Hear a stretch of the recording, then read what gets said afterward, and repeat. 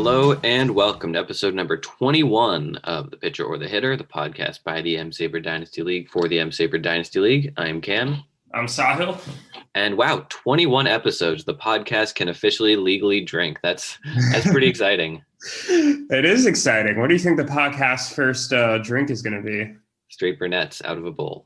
Yeah, probably. I think that's a safe assumption. In the true M Saber way. Absolutely. But yeah, speaking of exciting, we've got a great show for you all today. It is the first ever mock expansion draft. We decided what would happen if Eric and Sahil took over new expansion teams. What would the draft look like? And it was a lot of fun. I interviewed them about it, and we had a great time.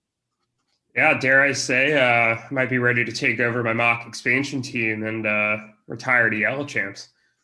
That would be fun. I wonder how many trades you'd make in the first week of that. If we want to boost trade numbers, that's a way to do it. Yeah, I mean, for as much as I love trading right now, I can't even think of like what trades I'd want to make at the moment. Although we did finally see one happen after going tradeless in February. March 1st brought a trade that we'll get to here in a few minutes. But let's start out by talking about some of the injuries that have popped up now that spring training has started and the effect that they're going to have on the league. So the first player I wanted to talk about was on Eric's team, Cole Calhoun. He is expected to miss at least part of the season with a knee injury. I don't expect it to be more than maybe a few weeks, couple months, but notable for a team like Eric that for some reason expects Cole Calhoun to be an integral part of his offense and his outfield. What are your thoughts on that, Cam? Yeah, so I guess normally I wouldn't think this injury was such a big deal, but Eric has been on the record saying that he thinks Cole Calhoun is a pivotal part of his team, which I don't really get. I don't like Cole Calhoun that much. He's 30-something years old. His best days are behind him. Not even like his best days were that impressive either. That's true. He did hit a lot of home runs last year, but let me pull up. He had 16 home runs last year. That's crazy. That's pretty high. He did improve his walk rate.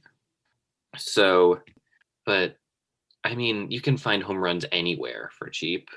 The WRC plus is better, but he's actually hitting the ball softer than either of the past 2 years. So I don't think that what he was doing was super sustainable, especially now that he's 33. And he's only owned in less than half of leagues anyway. So I don't really see the appeal in Calhoun. And I don't think it's that big of a deal to lose him. But the fact that Eric was really counting on him means that he doesn't have any other options, I guess, unless he wants to pick up Brian Reynolds. Yeah, I'd say that 49 homers in 208 games over the last 2 years is really good. But another thing to keep in mind is that they're deadening the ball. And if you're looking at the home run numbers before 2019, they weren't all that impressive. So he had 18, 19, and 19 in the 3 years before 2019. And even with the elevated walk rate, he had a 338 OBP after 325 the year before, 283, 333 3 years before that. So it's not like it's particularly impressive. He is 33. None of these projection sites really have him doing all that much, kind of a similar OBP range, maybe more into 20-ish homer range, 25 max. I mean, he's like a decent guy. I don't really think why Eric thinks like he's just like this big deal. I mean, the 211 BABIP was nice, I guess, but I don't know. I'm not looking at him as like a particularly exciting option. I don't think this is a huge loss for Eric. I think you're right. We wouldn't be talking about this unless Eric, hadn't made such a big deal about Cole Calhoun being a pivotal part of his offense. So I think Eric should be able to adequately replace him with Whit Merrifield, Chris Taylor, Dylan Moore, also being outfield eligible on top of the guys he has slotted there right now, and maybe Franchy Cordero becomes a thing and helps it out. I guess with Franchy Cordero, he's in the IL slot, but he's no longer IL eligible. So I guess maybe Eric will have to do a straight swab, but he won't be able to pick up someone off free agency, such as Jacoby Jones or Dexter Fowler, or just scrolling down the list of free agent outfielders, Austin Slater is still available. Eric, if you want to pick him up, that feels like an Eric player. I think Eric actually owned him earlier in the offseason. I think I definitely posted in the Slack when Eric was trying to trade him. He's like Austin Slater in the trade block, and I posted like, "Who is Austin Slater?" Like, I didn't know a thing about him. I knew he existed, but I didn't know a thing about him. So, yeah, I mean, it's pretty thin, but maybe. Yeah, I mean, Eric could also demote somebody. I mean, Sam Huff. That's true. Sam Huff, and I guess he can still demote Sixto on his off days. Yeah, even I think TJ Antone, has he reached his innings limit? I don't think he has. I think he could demote him as well. But I trust that Eric will maneuver this as he seemingly maneuvers interesting groups of talent as well as he has over the past couple of years. Somehow, I don't get how, but this will be a tough test for him. And I can't wait for Eric to send us chats once he listens to this podcast about how great Cole Calhoun's going to be. So sorry for hating on him, Eric, I guess, but I'm not really that sorry. Yeah, anyway, moving on. There were a couple other injuries we wanted to talk about. Framber Valdez, starting pitcher for the Houston Astros and for Benintendi's Chicken Tendies, is going to be out, and it looks like he might be out for the entire season. Is that right? Yeah, I didn't quite understand how that works medically because, like, he fractured his finger. Like, normally, like, it seems like an injury that might, keep him out for like a couple months or something, but not a full year. So I was a little surprised to hear that. But if he indeed does miss a full year, that's a big loss for them. I mean, Valdez, after some mediocre years with the Astros, really came on last year. I think he started game one of the ALDS, if I'm not mistaken.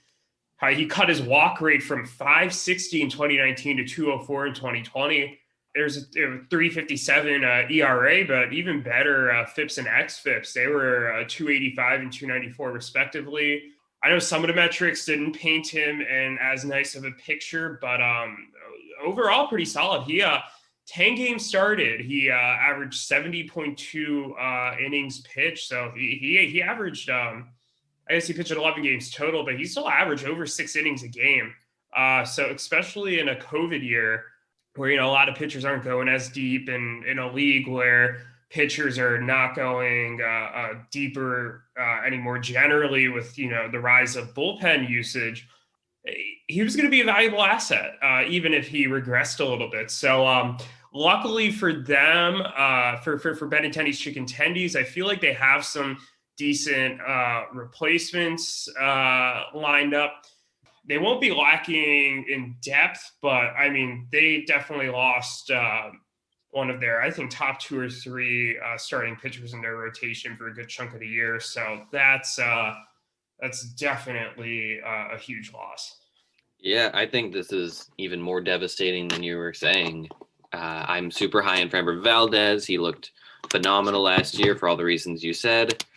And he was really one of the main reasons why I think this team is in that 5 to 7 range. Is their young starting pitchers, including and especially Framber Valdez. And I think now you look at their rotation without him, especially if he's gone for the entire year, and you can kind of start to doubt it. You look at Robbie Ray and wonder about him. You look at Jameson Taillon and think he's just going to get hurt again, like he always seems to. But anyway, I have no confidence in Bumgarner or Bryce Wilson, and I think without Framber Valdez, it starts to look a lot worse in that pitching staff. Yeah, I think so too. I know I had mentioned earlier this offseason that maybe Scherzer was someone they should trade, and I don't know if they have the flexibility to really do that anymore unless they're going to get a decent starting pitcher back in return, because I think he's one of the few kind of more sure things in this rotation left. It'll be interesting to see if they dip into the farm system a bit to maybe acquire another starting pitcher. But I expect them to kind of roll with what they have. And, we'll see. We'll get a little more clarity with Valdez's injury, whether or not he can actually come back or not. I know they're discussing options where maybe he wouldn't miss the entire season.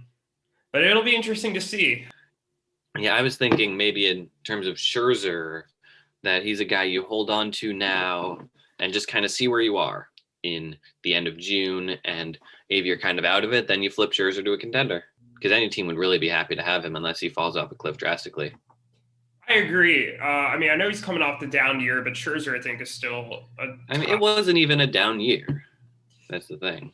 Well, I It's guess down relative down for to, a 3.74 ERA and a 138 WHIP yeah, is a down year for Max Scherzer. yeah. I mean, yeah, I'm not saying it's not good. I'm not saying it's not still fantasy relevant, but the season before that was a 2.92 ERA with a 103 WHIP. That's a substantial difference. He hadn't had an ERA as the last time he had a 3.74 ERA was in 2012. That was a long time ago. So the last time he had an ERA above 3 was 2014. So, mm. but I think you're dead on because I think you're right. This team, even without Valdez, I still think is in competition for a playoff spot. They were a playoff team last year. So, They were. I think it's a wait and see approach here. Yeah, I think that's exactly right. This team, their range of outcomes is just a lot wider now. I think so too. I think they're anywhere between the sixth best team and maybe like the ninth or 10th best team in this league.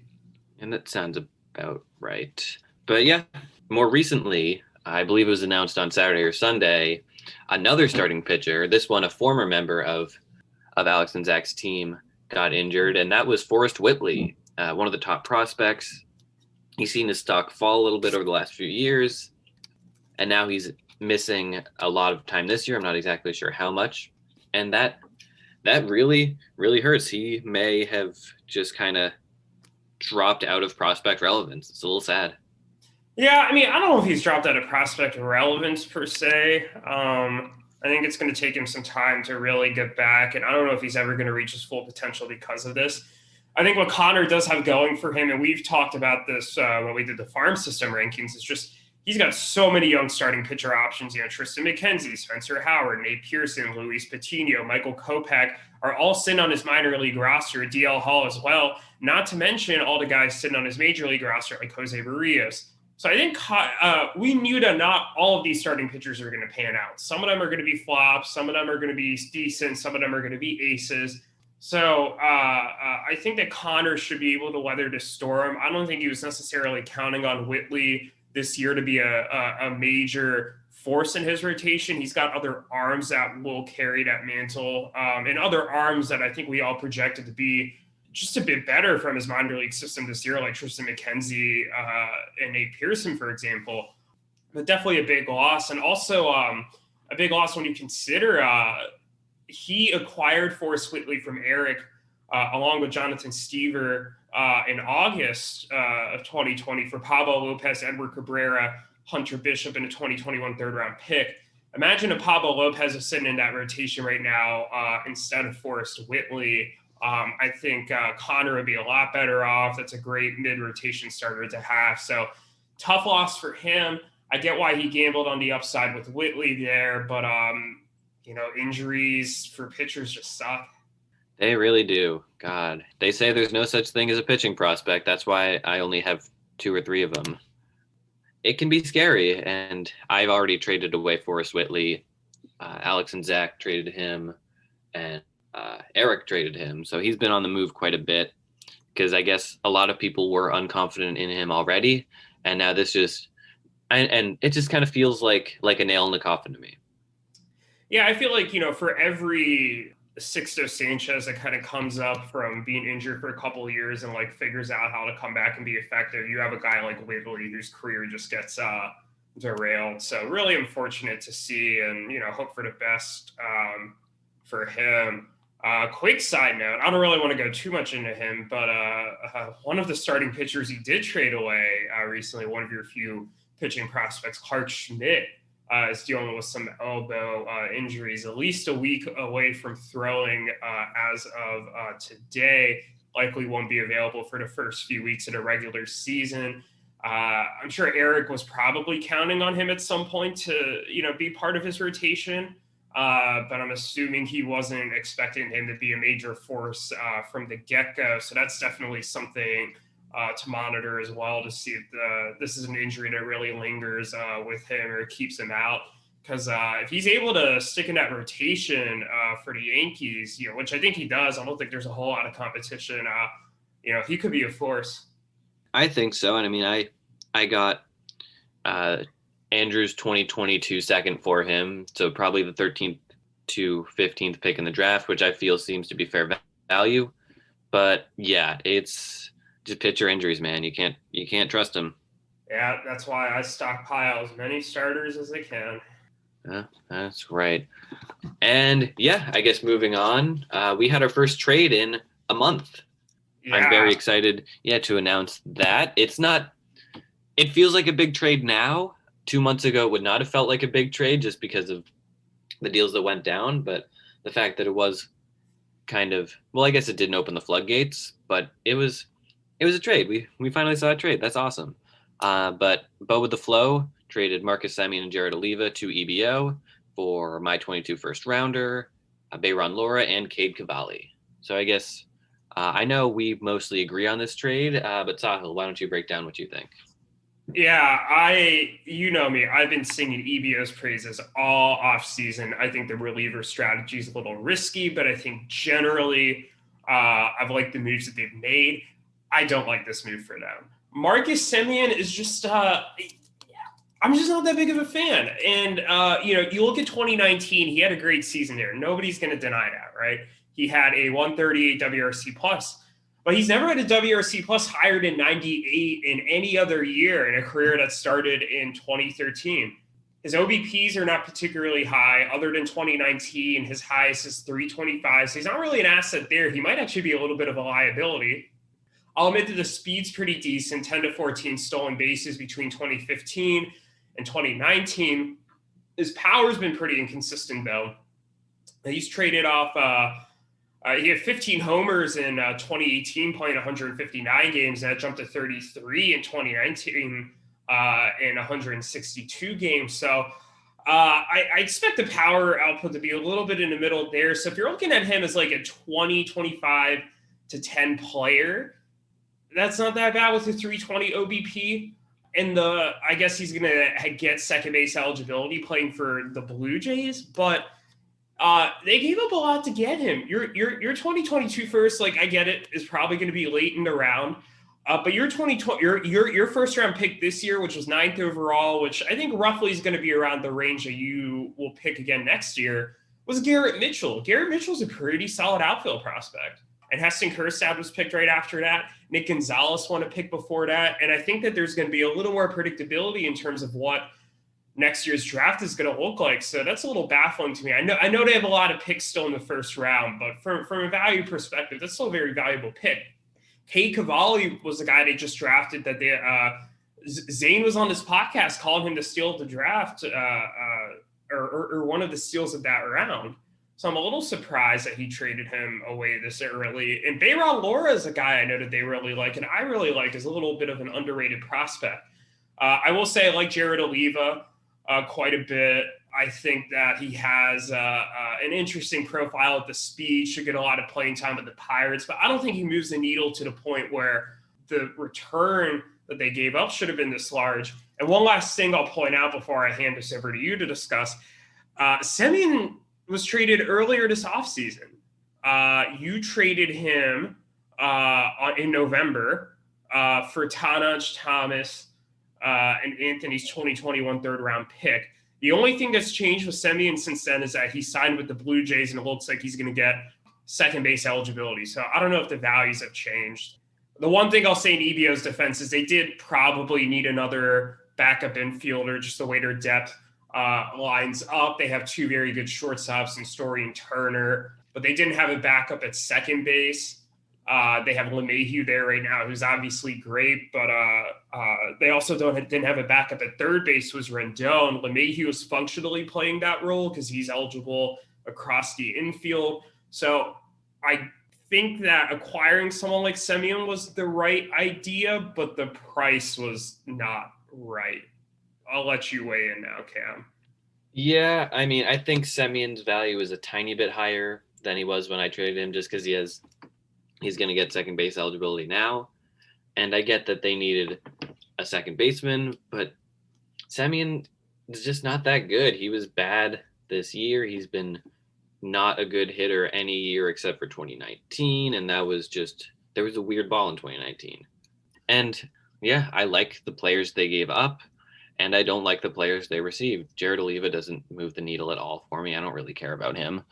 And the fact that if we compare it to my deal for Semien, obviously the pick is much better, a late first as opposed to a third rounder. I think I do like Tanaj Thomas better than Cade Cavalli, but not like a lot better.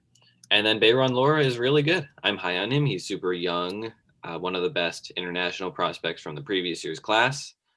And I just feel like they really overpaid for a mediocre backup. Yeah, I think I like this trade a little better for them before I remembered that you traded away Semien for not that much in November. The one thing that cracks me up is if you recall the first Semien trade that Yuki made after Semien was coming off of that fantastic 2019 season, he got Logan Webb and Leody Taveras, and maybe Leody Taveras becomes something. I mean, he's long gone for Yuki's team. He's been traded a couple times, but like at that time, we thought Yuki got basically nothing for Semien. Semien is coming off a worse season, and he got much more in a trade. So this baffles me. I'm sure there's going to be some pushback from other people in the league because I feel like for some reason the league consensus is that Marcus Semien's actually a pretty decent player. And I've seen some of these dynasty rankings having Semien as like a top 100 asset. And I don't know about you, but like I don't get it. Maybe it makes a little more sense in a league that's not an OVP league, but like even then, how are you rating a player who has one season with a WRC plus above 97 is like a top tier asset?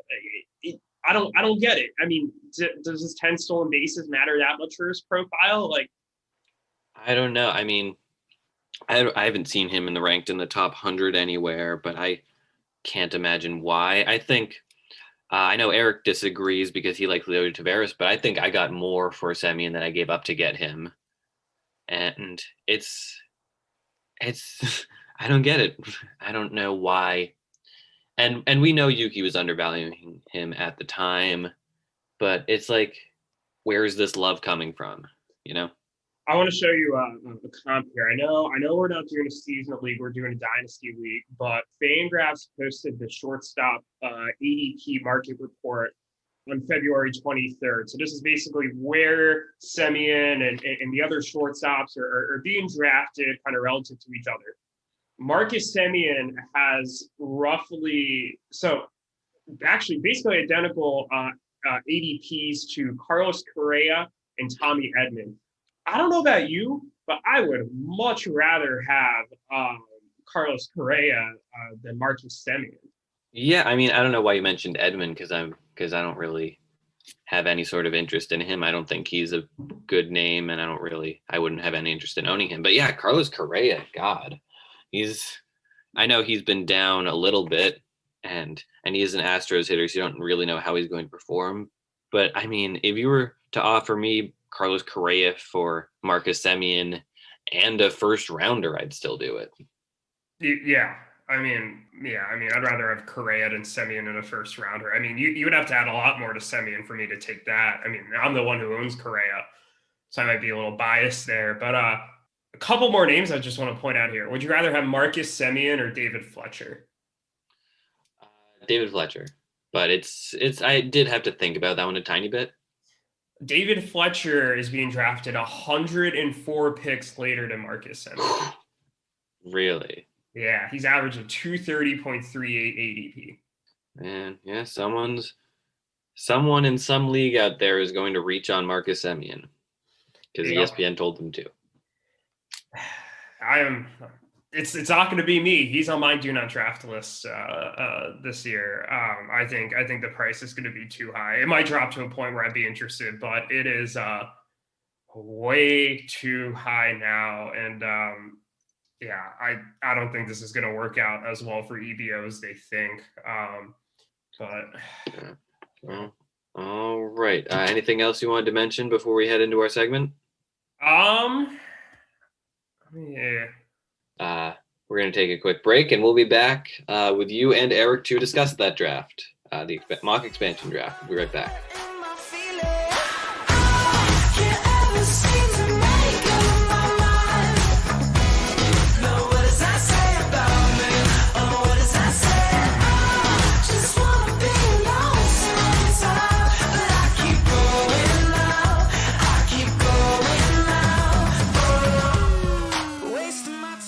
Okay, so last week, every team in the league was required to designate 22 major leaguers as well as 12 prospects for protection, while the rest of their players were eligible for the first ever mock expansion draft.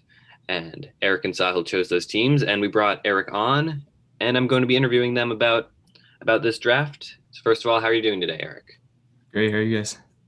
Pretty good. I'm pretty good. I'm excited to talk about this draft. Awesome. Yeah, it was a lot of fun. And I guess the first thing I wanted to do was, Eric, you were the one who came up with the idea, and the format was kind of not what I was expecting. Would you care to kind of explain how you guys did the draft and why you chose to do it this way? Yeah, so I basically modeled it after the 1997 expansion draft, where the Rays or Devil Rays and the Diamondbacks selected players. So basically, in each round, you cannot take more than one person from each of our 12 dynasty teams. So that created a lot of strategy that I wasn't expecting when I first came up with this idea, but it ended up being really fun. So yeah, so with this format, Andrew had to have one of his players taken before two of Sahil's players could get taken. So that certainly led to some interesting picks and an interesting way the order was done. Absolutely. It definitely made it really hard for us when we were drafting. The beginning of the rounds went a lot quicker than the end of the rounds. We were really scrounging for names in the back half of each round, but I thought it went well overall. I was pretty happy with our rosters. And another thing is, by the time I came up with this too, when we actually drafted the teams, it wasn't that long amount of time. So I think both of us were just kind of winging it for the most part. That's true. Yeah, I wasn't involved in the draft. I feel like maybe I had a more well thought out board than you guys. But yeah, one thing that you had mentioned was just the back of the drafts being harder. I noticed I was the 10th person to have a player taken from them in the first round. Does that seem to be like a knock against my depth, or what was it? Because there are some players that I very much dislike who were taken ahead of my first player. Yeah, I could speak to that a bit. I mean, I don't think it was every round that you were that late. I think, part of it was there just happened to be some players that other teams had early on that we really liked in that first round. And actually, you did have the first prospect off the board. So I think that does speak to the depth of your farm system. And also, just in the first few rounds, I think we mostly just took your prospects. You were the only team in the fourth round who we took a prospect from. And I think you do see some trends though. So for example, the first 4 rounds, the first player taken in each of those rounds was from my team. You consistently see teams like Ruthvik and Nick and Zane and Max and Eric towards the top. I think if you averaged out where each team had a player taken in each round, I think Eric comes out at top. I was a little top heavy the first 4 rounds. I was the first player, but once you got to my relievers and to my minor league players, that was less so. It was more of me in the back half of the round. One interesting trend was that Andrew and Daniel and Alex's team were consistently the last 2 picks in each round in some order, which I think speaks to the depth of their team. I know Yuki was consistently in the back half of the round as well. So you can kind of see how some of these winning teams are built with a bit more depth, and because of that, we consistently pick them more in the top half of the round. And some of these losing teams you kind of saw in the bottom half. But I don't think there was really any rhyme or rhythm to this. I think I had a general strategy going in, and it just kind of so happened to be that Daniel and Alex and Andrew were towards the back, and me and Eric and Ruthvik, you, Zane, and Max happened to be more towards the top. Yeah, one thing I noticed about Eric's players being taken higher, the first 4 rounds, Eric's player was taken by Eric himself, whereas Sahil's player was taken 50-50 split both ways. So it's possible there's kind of a consensus around Sahil's players being really good, but maybe less so around Eric's players. Yeah, I love my own guys. I wouldn't have them on my team if I didn't like them. So, I'm probably going to take a decent amount of them.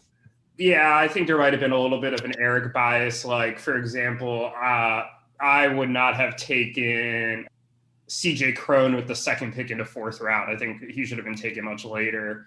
I don't think he's going to have an everyday role for the Rockies. I don't think Drew Smiley deserved to be the first pick of a round. I don't think Cole Calhoun should have been the second pick in a round. And those were both the first pick that Eric made in each of those rounds. So I think a little bit of an Eric bias, although there were times throughout the draft where I wanted to draft an Eric player.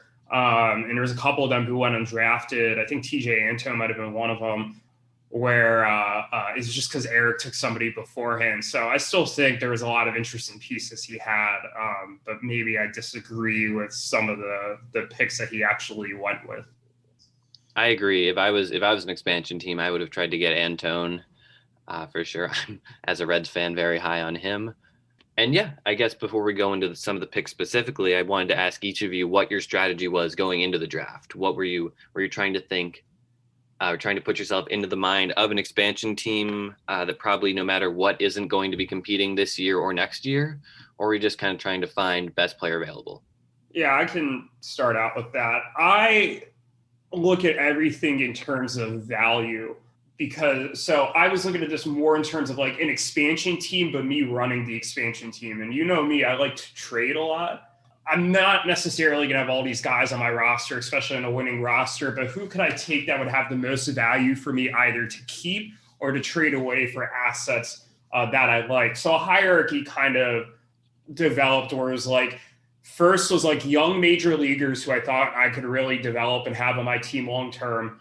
Then older players who I thought that I could extract maybe a little bit of present value out of, but also trade for a good younger asset. And then looking at prospects, I thought the prospect pool was a little deeper than the major league pool, hence them kind of being below the major leaguers in my kind of ranking here. So I think you see that with the second pick that I made. I took Nelson Cruz from Zane and Max's team.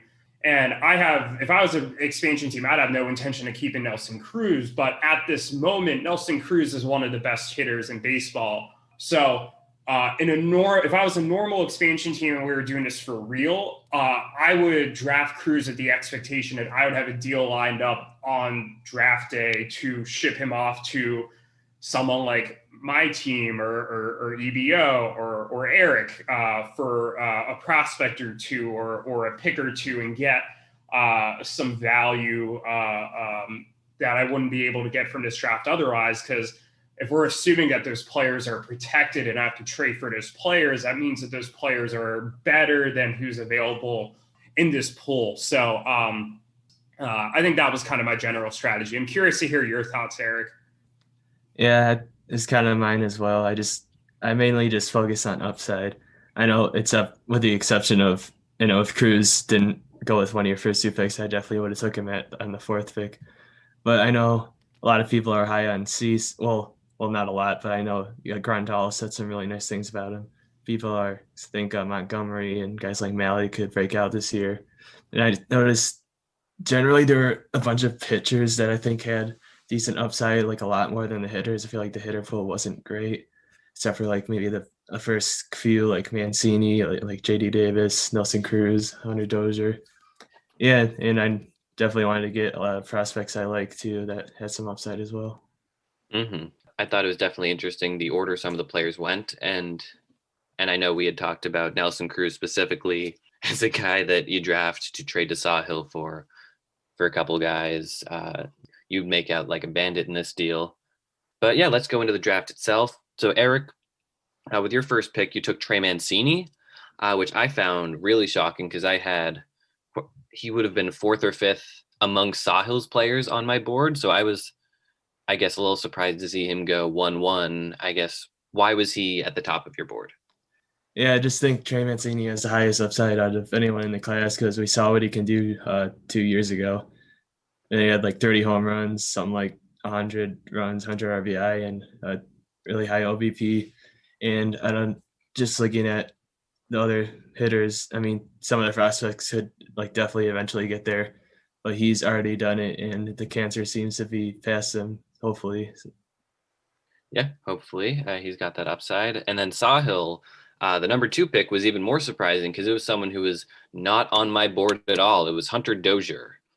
He had a solid first half of 2019 and then kind of fell off a cliff. And then 2020 was very rough for him. What made you decide that he was the second best player who was unprotected? Yeah, I mean, I thought that, I looked at the overall numbers for him, and I thought his 2019 season was pretty solid with that 123 WRC plus. I know that maybe there was a bit of an elevated BABIP that propped up that average. He had a 339 BABIP, but I thought a 348 OBP with 26 homers in 2019 was very solid. And if you look at his 2020 numbers, he did it with a more manageable 288 BABIP. But the one thing that really struck out to me is that walk rate jumped. It was 9.4% in 2019. It jumped to 14.5% in 2020. I think if he's able to keep up some of those gains, I think that he could be kind of a sneaky, solid bat. He's going to get some of that playing time. And I looked at some of the other options for everyday major league bats and just didn't come away that impressed. I wasn't going to take a prospect with that top pick. I didn't think any of the prospects clearly stood above the others. I think, as you can see later in the draft when we get there, there are some pretty solid values.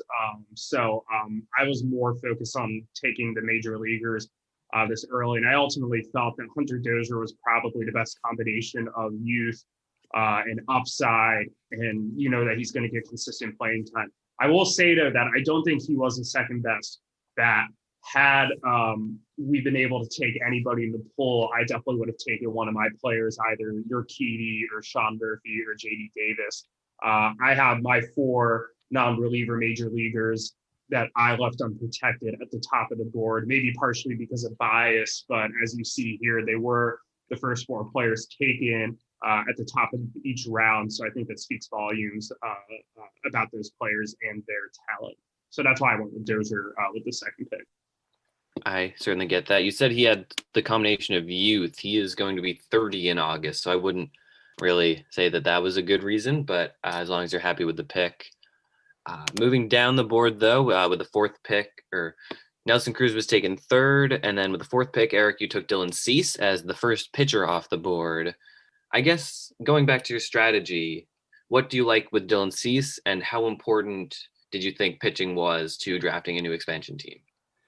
yeah, I kind of maybe it's a product of recency bias, but I know the same day we did this draft was the day that Grandal came out, said like this guy has Cy Young upside, and I know that's probably just a catcher like talking about his players, but he's only been in the league for a couple of years, so if he can just work on the control issues, then he has some pretty good pitches, so maybe he could be good in the future.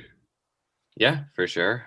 He's still very young, so he was a guy I had high on my board as well, just for that kind of post prospect guy with some upside. And Connor and Connor had a lot of they have a lot of pitchers on their roster, so there had to be 1 or 2 good ones unprotected. So Cease kind of fell through the gaps, as did Domingo Germán, who went in the 3rd round. Moving down, number 5, Willy Adames was number 2 on my personal board. I'm very high on him, and especially at a premium position of shortstop. But jumping down to number 8, Eric, you took Garrett Hampson, which is another real shocker. I know me and Sahil have talked about how we don't like it, or have talked about how much I don't like him. Sahil's kind of... Yeah, I don't like him either. Yeah, you've soured on him. I used to love him. I've very much done a complete 180. Yeah, I guess what I know Eric used to own him, and he used to be the namesake for your team. Why do you think he's better than any of my unprotected guys, including another second baseman, Tommy La Stella? Yeah, in hindsight, probably shouldn't have made this pick. Just looking at Anthony's team, I think Haniger was probably the better pick, and a lot of your players probably were as well. But the one thing about him is that with Arenado gone, and did anybody else leave this offseason from Colorado? I don't No, remember. but Story, I'm sure, is not Oh, going to be there too much oh, longer. anyway, I don't think he's gotten a lot of consistent at bats recently, and he has a ton of speed. So if like a team needs some steals, you can probably trade him to them if they really need him.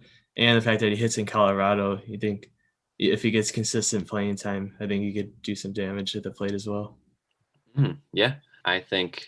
I mean, I don't really agree that Hampson can be good, but he might have the playing time, and he certainly got that a weird amount of name recognition within M. Saber for a guy who's never actually been that good. But yeah, jumping down a little more, Brad Keller was 9th, Cody Hose, my first player, was 10th, and then at 11, Sahil took the first reliever off the board, Seth Lugo, who does have an injured elbow, and he had a 5.15 ERA last year, despite a very good xFIP, good Ks per 9, maybe an unsustainably high home run rate. But even still, he's 31. I'm not sure how many holds he's going to get. Why did you decide he would be the first reliever you would take? Yeah, I looked at the past couple seasons before this. I think Seth Lugo was doing a lot better last year before they moved him into the rotation. And that's when he saw those ERA numbers go up. I know he had a couple particularly bad starts, which elevated that number. But if you look at 2018 and 2019, he was an elite setup man for the Mets. I know that he is going to be a little banged up to start out the season. But I think what's going to happen with the Mets now that they have Carrasco and Syndergaard's coming back, David Peterson, obviously DeGrom, Stroman coming back. They're not going to need him in the rotation. So when he does come back, I think they'll plug him into the bullpen and he'll have that high leverage role. And as we've noticed the past couple of seasons towards the trade deadline, when some of these teams need relievers, they're willing to shell out a bit to trade for him. So I was looking at him less as a major league everyday asset and more as somebody who has that upside to potentially become a solid trade asset. And also, that was the 11th pick in a round. So we are looking at having to pick between Andrew and Daniel and Alex's teams. And like, it's not like I thought that there were significantly better picks to make there. Like some of these names here, Yoli Gurriel, Chance Sisco, Anthony Bass, and Spencer Turnbull. I don't think they're that much better. So I don't think Seth Lugo was definitely not the 11th best player on the board. I think he's a lot lower than that, but given kind of the constraints at that point of the draft, I thought he had the most upside at that point. So I went with Lugo. That's true. Yeah. Interestingly enough, he's a guy that you haven't mentioned, but the one highest rated reliever on my board on either of those teams was Rafael Dolis on Andrew's team, and he went completely undrafted. So he may have been my pick there, but unless I went prospect, which I probably would have. But yeah, interesting rationale, and I think Lugo could be solid. And closing off the first round, someone had to pick one of Andrew's players. Eric decided Renato Nunez was the best one of them, Detroit first baseman. He's kind of hit for a solid WRC plus in the past. I have been on the record as saying that his face looks like what happens when you do a face mashup between Adam Duvall and Jose Peraza. It's weirdly uncanny. But yeah, I guess, Eric, what about Renato Nunez stands out to you? Yeah, I just liked him the best out of Andrew's players that were available just because of the power upside. He hit 31 in 2019. He had 12 this year. That was on pace for 38 in a full season. OBP is not great, but 324, it's respectable. It's better than Eddie Rosario's, so it's all right. That's true. Yeah, Renato Nunez is a little underrated based on the fact that he's played for Baltimore and now he's going to Detroit, but I think he might be the best choice among Andrew's players, and especially the fact that if you're building a team, having a guy who can hit for power is definitely a good thing. But yeah, moving on, JD Davis was the first pick of the second round, followed by Tyler Mahle. I'm very high on both of them. Sahil, talk to me a little bit about Luis Garcia, though, one of your late second round picks from Connor and Connor's team. He was a guy who I was particularly high on. Yeah, I thought Luis Garcia has been flying a little bit under the radar after he debuted this year. I think it was partially because he just didn't do so well. He had a 302 OBP, 78 WRC plus. He only walked in 3.6% of his at bats, despite a high BABIP. But like going into last year, he was a very highly regarded prospect. He's only 20 years old. He kind of got a little rushed to the majors. I don't expect him to open the season in the majors this year or really even have much playing time there. And I know that the minor league numbers don't look that impressive yet, but I think with a little more seasoning, he could come up and really make an impact. And there's not a lot of competition in that farm system. So I think he could come up and, maybe a year or two and, secure a solid role in that Nationals infield. And I thought that was maybe he's a little riskier than some of the prospects that I could have taken there, but I thought the upside was just so tantalizing that he had to be a pick there. I agree. That's why I had him so high. It's the upside. And if you're drafting an expansion team, what I want is young guys with upside, and that is Luis Garcia to a T. Well, I'll note there too that I feel like I did that with a lot of the picks in this round. Is if you look at the beginning of my draft, I went with 8 straight major leaguers, but then followed that up in the second round with 4 prospects that I really like in Brett Baty, Luis Matos, Luis Garcia, and Ethan Small. So I feel like I built kind of the core of my farm system there, and obviously supplemented that as the draft moved on. Mm-hmm. And yeah, that's about it for interesting second rounders. But moving on to the third, I think Eric's first 3 picks may have been the 3 steals of the round, getting Jose Urquidy, in my opinion, one of the best starting pitchers, if not the best starting pitcher in the draft. The fact that he's on Sahil's team means he had to wait till the 3rd round. And then Hunter Green, I would say one of the top 3 prospects available. And then AJ Pollock, who's probably going to be a starting outfielder for Los Angeles. He's had some injury issues, but he's been a phenomenal hitter throughout his career. I guess talk through those 3 picks, and were you surprised to see the 3 of them available to you? Not overly surprised that they were available considering the structure of the draft, but yeah, I was happy to get all 3 of them. Urquidy is excellent command and control, and Astros are really good at developing pitchers, so he's good there. Really high on Hunter Green, and as you are, obviously, he hit 103 the other day, which is crazy. And then Pollock, he's old, but he's another guy that could provide some power. I call Urquidy a young Kyle Hendricks. Interesting. Essentially, yeah. Yeah, I'm a believer in him, obviously, having him on my roster. So just wanted to put in a plug for him. Yeah, gotta plug your own guys. I can plug Tommy LaStella real quick. He was taken by Sahil that round. He's now with he's now with San Francisco, where he's got a job as a starting second baseman.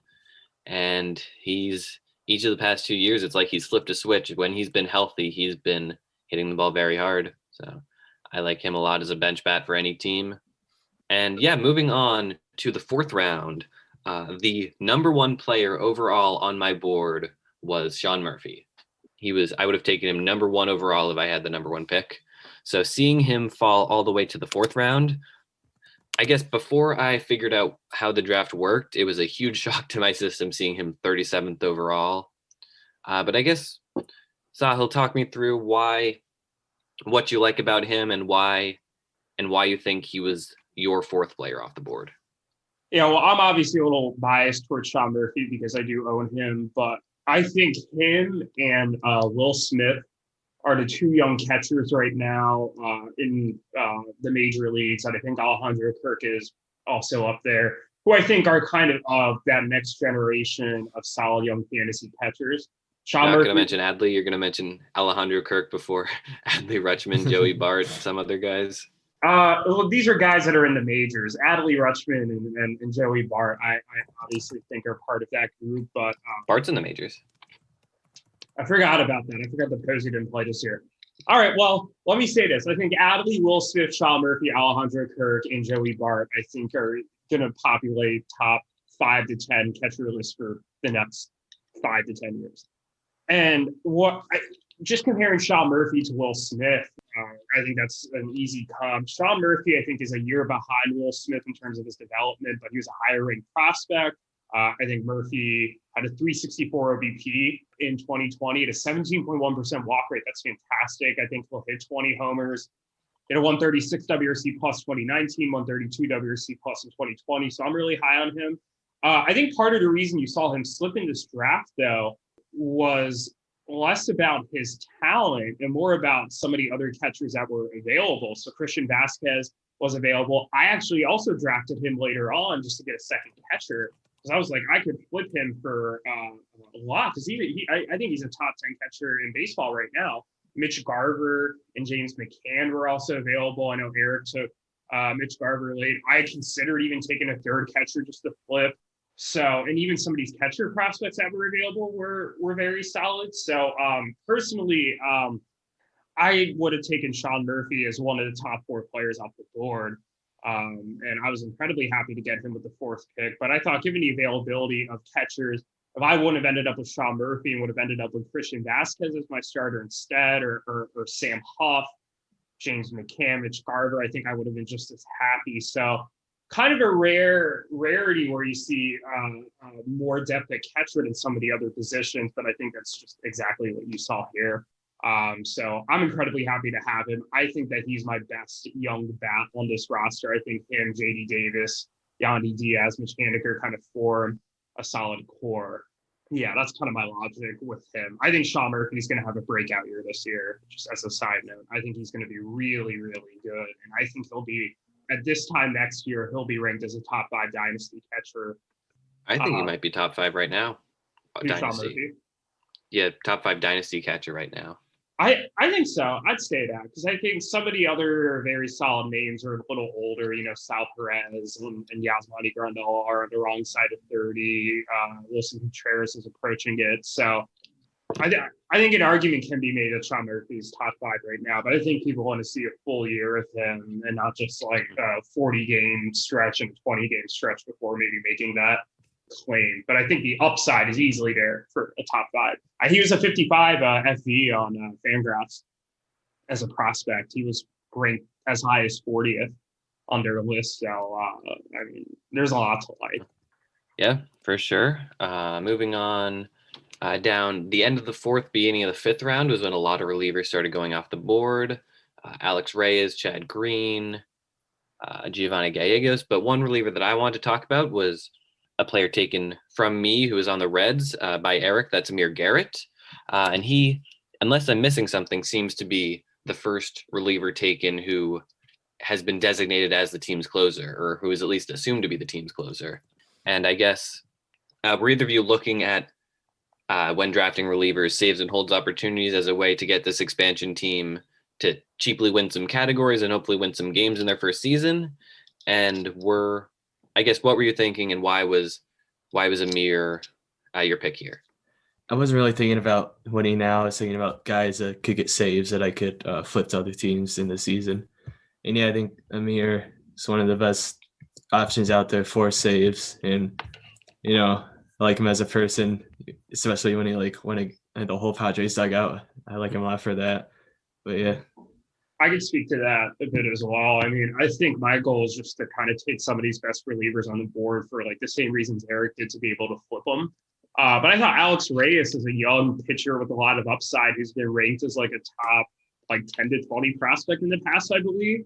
Like I was surprised he was there that late. And whether he ends up being a high impact reliever or a starter, I mean, I think that's just the type of player in general when you're a rebuilding team you want to target. And then a guy like Giovanni Gallegos, for example, who you mentioned, I mean, I think he could close, especially at the beginning of the year while they ease Jordan Hicks back in. And I think that he could be a guy that either just sticks to that closer's role or he just has like a high impact role. So I mean, those are just 2 names for examples, but there's definitely other relievers that I drafted kind of using that same mindset. Yeah, I know Craig Kimbrell, I think, was my first reliever I drafted, right? He was your first reliever. Yeah, really excited to get him because from August 14th on, he had a 1.42 ERA, 26 strikeouts, and 12.2 innings. So seems to be regaining his former form, and I know I could definitely flip him to a contending team. I cut him too early. And yeah, moving on, there aren't a ton of interesting picks left. It seems to have gotten a lot more difficult. The entire 8th round was all prospects, as well as the 4 picks prior, beginning with Joelke Cespedes, who I think is a solid pick, and I was surprised that he was unprotected at all. But none of these guys, including Mick Abel, who you, Eric, picked 14th overall. You didn't protect him, and he was the first pick of the 8th round. When we drafted, I was like, I told Eric, I'm surprised he left him unprotected. And I think we both mentioned how that might have been the steal of the draft. I don't know what your thoughts were on that, Eric, if you still think that. But I was surprised he was available that late. I think he just slipped through the cracks for both of us. Yeah, I agree. I probably should have picked him a little bit earlier, but yeah, I like my farm and I had to leave a bunch of good guys unprotected. It would have been a better pick than CJ Crone for sure. CJ Crone in Colorado could do some damage. Well, my opinion for steal of the draft was actually number 99 of the 9th round. Eric, you took Jordan Adams from Zane and Max. And he's a guy, Fangraphs has him ranked number 90 in their farm system rankings. He's got a ton of speed, not a great hit tool per se, but he did have a 110 WRC plus. He walked 11.7% of the time in single A in 2019. So he can certainly get on base if he becomes, say, a speedy leadoff hitter for the Angels. That's really great. I guess, Eric, were you surprised to see him fall this far? And what made you pick him with your final pick? Yeah, I probably should have picked him earlier, but the pattern I noticed throughout the last few rounds, if Sahil noticed it as well, is that a lot of guys on particularly Zane, Max's, and Clayton and Jake's teams, I wanted to pick a lot of those guys, but once they had a guy picked earlier in the round, and I had to ignore them, unfortunately. But yeah, Adam seems like a guy that should have been picked earlier, but I'm excited to get him with the second to last pick. Mm-hmm. Yeah, I think Adams is a little raw. I mean, I traded him to Zane and Max this offseason. I liked him a lot, but I actually traded him because I wanted to get a draft pick. But I think that the potential is there. I think that's a good pick for an expansion team. But I don't necessarily he's very high risk to me. So I think Eric made a great pick there. But I don't know if he's necessarily the type of guy who I really think is gonna definitely be a solid major leaguer. I think he's very boomer bust. That's true, especially with the Angels having, their center fielder is the best player in baseball, and they've also got 3 really amazing outfield prospects, including Adams. So he's going to have a difficult time just getting playing time when he gets up, but he's high risk, high reward. That's what you get. Maybe to trade him for a real starting pitcher and not just cobbling that rotation together with Jose Quintana. And that's true. Yeah. Who else is he there? Yeah, hey, Quintana was a guy who was drafted before, a couple rounds before Jordan Adams in our expansion draft. So I think, there's something there. Well, Alex Cobb too. Why Alex Cobb? I'm glad the Orioles dumped him, but what do the Angels see in Alex Cobb? I know that's a side, kind of going aside here. Maybe they can trade for whoever's left in the Pirates rotation. Who is left? There's Mitch Keller, but they're not going to trade him. Maybe they'll trade for Steven Brault. Ah, damn. Pirates don't goof. They have one good hitter, and he's 21 years old. He's 24 already. Brian Hayes. Wow. Yeah, so they traded away Josh Bell. Gregory Polanco's been a bust. I like Jared Oliva. I think he could come up and do a little bit. And who's the other out? Brian Reynolds. I think Brian Reynolds could be a low end starting outfielder. I don't think he has a ton of upside, but I mean, Anthony Alford is projected to bat 6 for them. Wasn't he a top prospect at one point? He was for Toronto a little while ago. I mean, is that much better than whoever the Orioles are going to throw out batting 6 or the Tigers? The Orioles are probably going to have the Orioles will probably have a realistic young player. And the Orioles are projected to bat Mountcastle 6th. I think he'll bat higher in that lineup. Yeah, Chance Sisco 5th. Yeah. They won't do that, but yeah. No, Sisco might bat higher in the lineup just because of the OBP, but I also don't think he's going to play most days because I think they like Severino better. Either way, it's irrelevant because Adley will come up and we'll never hear of either Severino or Chance Sisco again. They'll go the way of the catcher that's come up in our conversations lately, Cam, Chad Muller. So yeah, the Mole Man. the mole man. All right. He caught a combined no-hitter for Carlos Villanueva, Mike Myers, and Alex Zumwalt in 2006. And then in 2007, he split time between the Reds and in AAA. Then he spent 2009 with the Orioles, backing up Greg Zahn. And then going to the minors once Matt Wieters came up. When they traded Zahn, he came back up. And then Reds legend Craig Tatum was claimed off of waivers, and he became the new backup. Fun fact about Chad Mueller, he's a cousin of MLB players Chris Crone, CJ Crone, and Kevin Crone. So I didn't know they were all related. Yeah. All right. That's my Chad Mueller diversion. I hope you keep this in, because everybody needs to know about Chad Mueller. I will not keep it in. You suck. Okay, but getting back on track.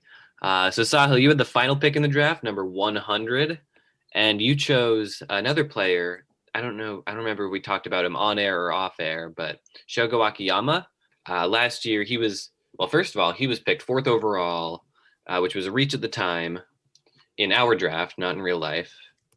But then the fact that he's fallen out of such favor with Yuki that he's leaving him completely unprotected, and he's falling to the final pick in this draft, where really I don't think his value has changed that much. He struggled in August.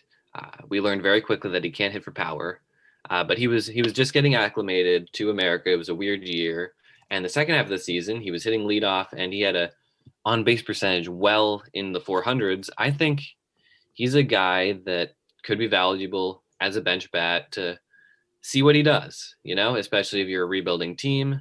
And Sahil, what was your rationale for picking him here? Yeah, I needed a major league outfielder to round out the roster. It was either plug Oliva in as like that 5th outfielder or draft a major league outfielder. It was actually between a couple guys. Manny Margot was one of them, but then I think Eric took someone from Clayton and Jake's team. So Rusney Castillo was available. Who? Oh, Rusney Castillo. Oh my God. But I think with Akiyama, for some of the reasons that you discussed, I thought he had a little bit of upside. I like the no power sucks, so I think that his upside is going to be capped. But what's interesting to me was a 13.7% walk rate. So 357 OBP is pretty solid. And then the 7 stolen bases. In a league that has less speed than ever, these stolen bases are coming at a premium. I don't think he would necessarily be someone to be on this roster long term, because he's going to turn 33 in April. But I think a team that needs some speed, that's one of these winning teams, kind of maybe as the season goes on, and maybe somebody with some OBP upside could trade for him. I'm thinking about our resident speed and OBP lover, Eric McKean. Maybe he trades for him. I'm not sure what Eric thinks about Shogo Akiyama in real life, but for the 100th pick, I think a pretty decent value. And if you're right, maybe he gets more acclimated and maybe things, really click for him. Maybe he is that guy that, his value goes up a lot, and then I can actually get a much better return on the investment than it looks like right now. Just looking at some of these projection systems for him, they have him around like a 340 OBP with like 9 or 10 stolen bases, which I actually think is low given the 7 stolen bases he had last year. So, and interestingly, these projections actually have him hitting anywhere between 6 and 13 home runs, which I don't think is going to happen. Not going to happen. I think these projection systems are a little off, but he slugged 297 last year. But yeah, but he walks a ton, and yeah, especially he'll score some runs in the top that Reds lineup. Ooh, his barrels last year, he had exactly 1 barrel. Yeah, but yeah, so there's the draft, 1 through 100. But I teased it earlier, and one of the guys who's in the top 5 on my board went completely undrafted by you two. You did not pick him at all, and that was Nico Horner. And I guess my rationale for having him so high was the fact that he was just last year a top 40 prospect. He struggled a bit in the majors, but he's still incredibly young. I believe he's 21. And the fact that he was unprotected, he's 23. But the fact that he was unprotected at all is incredibly surprising to me. Just as a young post prospect guy with a ton of upside. And I figured if I'm an expansion team, that's exactly what I want. I know Sahil talked about that being the reason he took Jose Garcia so high. And I guess why did Nico Horner fall through the cracks? It's funny when you were just talking about this right now. I was thinking about Luis Garcia because I just looked at his numbers to talk about him on this segment, and I think you might be a little right here. And looking a bit closer at Nico Horner, maybe there is some merit to what you're saying because like his walk rate in 2019 was abysmal, 3.7%. That jumped to 9.5% in 2020. The problem was no homers, 3 stolen bases. It was 312 OBP still is not that good. It's only good enough for 63 WRC plus.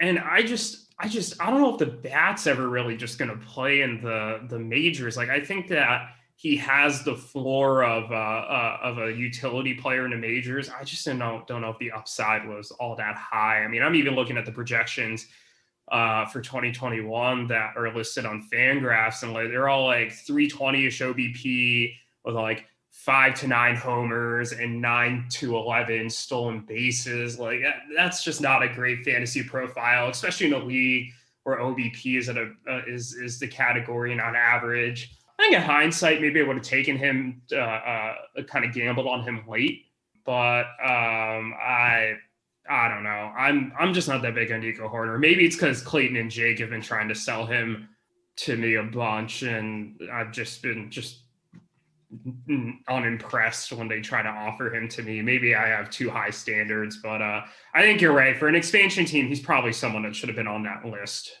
Yeah, I agree. I think looking back, probably should have been drafted, but I think 2 reasons why he didn't. First is I like a lot of Clayton and Jake's players that were unprotected. I think they have a solid deal of depth on their team. And the second thing is, even though he was such a highly rated prospect and his hit tool is a 55, speed is a 55, his power is only a 40. And I know his speed is 55, but he hasn't really stolen that much. So I feel like the cap is maybe like 10 stolen bases. And only 10 stolen bases with not that much of power is not really something I'm too interested in. I can see that, and I'm not going to defend the major league results from him because they're not that great. But I figured if you're a rebuilding team, if your team's not going to be good, you want these high upside guys or these guys with some pedigree on your bench to hope they turn out well. That's how I got Trent Grisham. Rip. Hypothetical expansion teams. Did you name your expansion teams, by the way? Oh, no, we did didn't. not. We probably should have.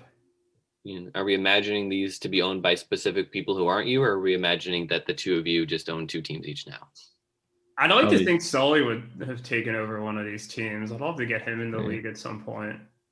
Yeah, I'm sure these results would be way different if it was not us. So I'd like to imagine it would be us drafting.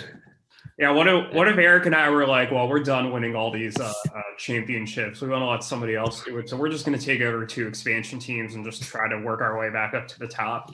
I asked him, I was like, well, how do you think these rosters would do like compared to Andrew's? Because I think we all agree Andrew is the worst roster in the league. And at least like Andrew has like Will Smith and Ozzy Albies and like Jesus Luzardo. So those are like real young talents. We're not talking about them like Nico Horner, where they're like, it's young and interesting, but maybe not a lot of upside. So at least like he's got something. I don't think these rosters would be competitive in like 5 to 8 years. So the way our league's going. So I don't think we can expand. Okay. So yeah, we were talking just now about how well these teams would be competing against other established teams. But before we go, I want to let's talk about how well these teams would compete against each other. They're both obviously bad teams, and I've been trying to think about which team is better of the 2 who drafted better, and it's very tough. They're pretty even. I'll say Sahil has the better lineup by quite a bit. Just having Sean Murphy at catcher, I like a lot better than Mitch Garver, and especially with having Christian Vasquez on his bench, I've been very vocal about how high I am on him. Listella, Wong, Davis are better than Crone, Hernandez, Candelario. Adames as well is better than Wendell.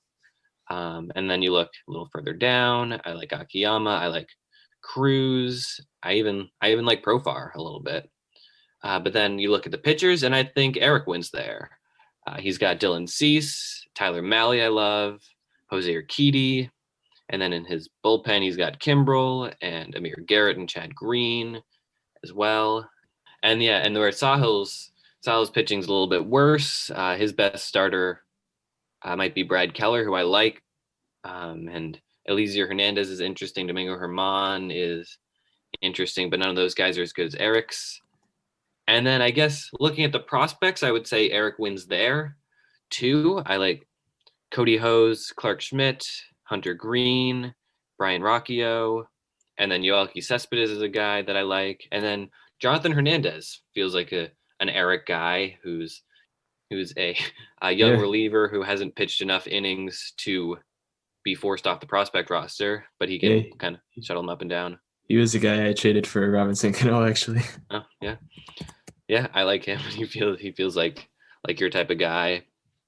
Sahil's, I think, is just a tiny bit worse. Luis Matos is great. Luis Garcia, I didn't even realize was still prospect eligible. Cade Cavalli, Khalil Lee, Mick Abel, Bryce Terang. William Contreras, I feel like, was another steal. So overall, these teams were very close to each other. But overall, I think I have to give it to Sahil. The lineup is just, I think the lineup is that much better. And I think that's something that's going to be more stable than pitchers per se. Even maybe Tyler Mahle gets blown up. Maybe Jose Urquidy isn't good anymore. Whereas say I feel like you can count on Sean Murphy. I don't know if you can count on Hunter Dozier or anything, but it's more, pitchers are weird. And I think even though the farm system's a tiny bit worse, it's still, it's probably still, would probably be the worst and second to worst farm systems from day one. I think they're both equal to each other roughly. And I think, you both did pretty well with the very, very tight constraints you were given. Yeah, I was pretty happy overall with how we both drafted. I'm honored that you picked me to have the better roster. It might be time to update the trophy and put on a little plaque for that best expansion team. But I will say it got a lot harder as a draft went on. I feel like Eric and I took a little while for some of these picks, and we're really grasping for straws. Oh yeah, I think the first round took like a half hour or something like that, something crazy. Well, even like just to make my first two picks, like I sat there for a while. Yeah, I kind of felt bad because I was like, he's probably expecting me to pick. He probably has his shit together, and then I quickly realized neither of us had our shit together. Yeah, I know. I sat there for a while on a few of mine as well. Yeah, it was rough. And then also too, what drove me nuts was like I'd have the perfect pick ready, and then Eric would take someone from that team right before me, and I'd be like, God damn it. And I'd have to go through and just pick somebody else because Eric had just usurped me. So I'm sure that happened to him a couple of times with me. Oh yeah. Yeah, it took us like 2 hours, I think, to draft this, maybe even a little more. Yeah.